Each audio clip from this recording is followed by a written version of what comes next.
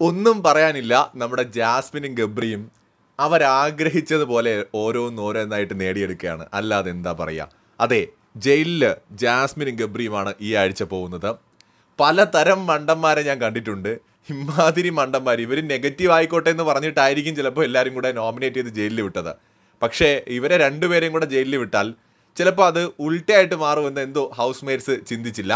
Actually season 6 ഇവർ രണ്ടുപേരും വളരെ പ്രധാനപ്പെട്ട വേഷങ്ങൾ കൈകാര്യം ചെയ്ത് മുന്നോട്ട് പോവുകയാണ്.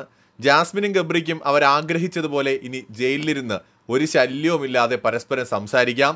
അവർക്ക് അവരാഗ്രഹിച്ചതുപോലെ സ്വകാര്യമായിട്ട് ഇഷ്ടം പോലെ സമയം ഇരിക്കാം. ആരും ചോദ്യം ചെയ്യാനില്ല, ഒന്നും പറയാനില്ല. ബിഗ് ബോസ് എന്തെങ്കിലും പണിയൊക്കെ കൊടുത്താൽ ഒന്നിച്ചിരുന്ന് ചെയ്യാം. പക്ഷേ ഇവർ രണ്ടുപേരും സീസൺ 6 കോണ്ടന്റുകളായി നിറഞ്ഞു നിൽക്കുകയാണ്. ഇവരെ തെറി പറയാനായിട്ടായാലും സപ്പോർട്ട് ചെയ്യാനായിട്ടായാലും കമന്റ് ബോക്സുകളിലേക്ക് ആളുകൾ ഒഴുകിയെത്തുന്നുണ്ട്. കാര്യങ്ങൾ അങ്ങനെയൊക്കെ ആണെങ്കിലും ഇവർക്കിടയിൽ ഇനി റിയൽ ആയിട്ടുള്ള ഒരു പ്രണയം ഉണ്ടാവാനുള്ള സാധ്യത വളരെ കൂടുതലാണെന്നുള്ളതാണ് 2 ദിവസമായിട്ട് ലൈവൊക്കെ കണ്ടപ്പോൾ തോന്നുന്നത്.